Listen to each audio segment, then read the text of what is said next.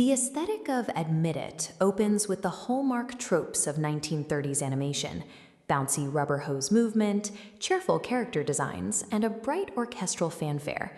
Watch the background elements. Every blade of grass waves in perfect, uncanny synchronization, while the nearby Grimwick Manor juts out at angles that defy geometric logic. These architectural impossibilities suggest a systemic horror operating beneath the cheerful ink. Chuck Chatterbox and Lucy Teacup serve as the structural engines of this narrative's descent. Chuck represents the mechanical side of the archetype, a bright yellow figure defined by inquisitive, seemingly indestructible energy. Lucy provides the contrast. She is a delicate porcelain figure, acting as the group's grace and its primary moral mediator. This setup creates the core paradox of the text. To make horror resonate in a universe where characters routinely survive being crushed by anvils, an author cannot rely on physical gore. Instead, the narrative must exploit the specific physical and psychological rules that govern these classic cartoon designs. By subverting Chuck's empirical curiosity into paranoid trauma and Lucy's aesthetic perfection into physical fragmentation, the text dismantles these archetypes to force the characters to recognize the hand that drew them. Chuck Chatterbox begins as the classic sidekick. His endless questions are designed to set up slapstick punchlines, a standard trope of the era. But the text weaponizes this curiosity. It has Chuck apply a rigorous empirical methodology to the anomalies he discovers within his own world. We see this in his tracking of audience behavior. Chuck treats the theater as a laboratory, measuring applause patterns and the precise duration of silences to find inconsistencies in how the world responds to them. He integrates these findings with theoretical physics, specifically Professor Gosling's research regarding remote observation.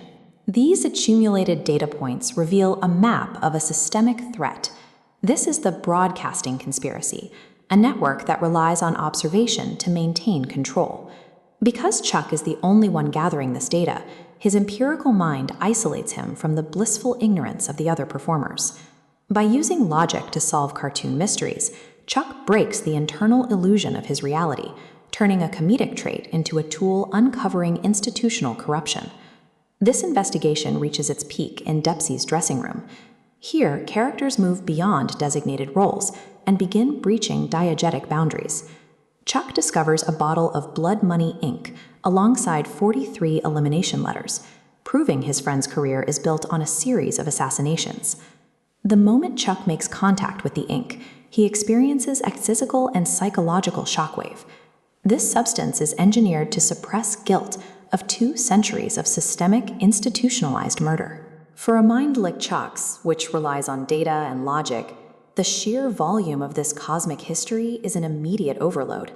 We see the impact on his design.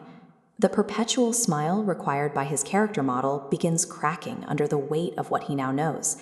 The archetype is now broken. His innocent curiosity has been mutated into existential terror and a permanent state of paranoia. While Chuck is defined by mechanical resilience, Lucy Teacup is defined by her material, porcelain. She is the group's moral compass, using empathy to mediate conflict. Throughout the investigation, she acts as an emotional anchor, supporting those already broken by the system, like Detective Bones and Pearl. Her design stands in direct opposition to the enhanced city, a space defined by sterile, geometric lines, where Lucy's warmth has no place. There is a specific constraint on Lucy's physics. Unlike rubber hose characters who stretch to absorb damage, Porcelain is capable of shattering. This physical fragility mirrors her moral rigidity. Lucy is the only character who refuses to bend or compromise with the corruption of the enhanced world. She places herself as a shield between the systemic threat and her friend Dempsey, even knowing the weight of his crimes. In a universe where cartoon characters are usually shielded from consequences, Lucy's moral refusal to bend ensures she will eventually be destroyed. The protagonists eventually descend into the Rift Arena. Here, the broadcasting system turns their suffering into literal entertainment for a distant, unseen audience. As the row job tentacles and broadcasting cameras close in, the threat transitions from psychological to immediate. To protect her friends from being captured and modified by the extractive system, Lucy dives headfirst into the geometric swarm. This impact forces the final deconstruction of her archetype. Her porcelain form fractures into shards. Chuck is left in the aftermath, stripped of his cheerful ignorance and paralyzed by the loss. He leaves the arena carrying a velvet pouch filled with Lucy's remains, a visual confirmation that the innocence of their world has been permanently lost. This sacrifice removes the safety net of comedic resilience.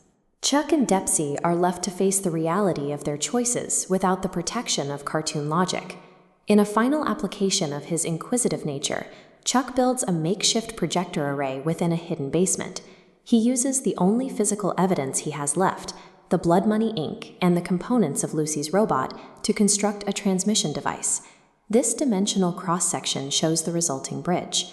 The projector emits a beam that pierces the boundary of their reality, appearing on a drafting table in the human world. Willie, their creator, sees his own drawings acting with independent agency for the first time. Chuck and Dempsey prove they are more than just ink by citing private creative decisions Willie made years ago, like the original choice of Lucy's design. Dempsey's complicity in the system means he couldn't have forced this intervention on his own. He is too morally compromised to reach the creator. Reaching Willie required Chuck's intellectual deduction to build the technology, and the moral weight of Lucy's sacrifice to prove that their suffering was real. Admit It works as a horror story because it demonstrates that even cartoon innocence, when subjected to an extractive system, leaves behind a real and lasting consequence.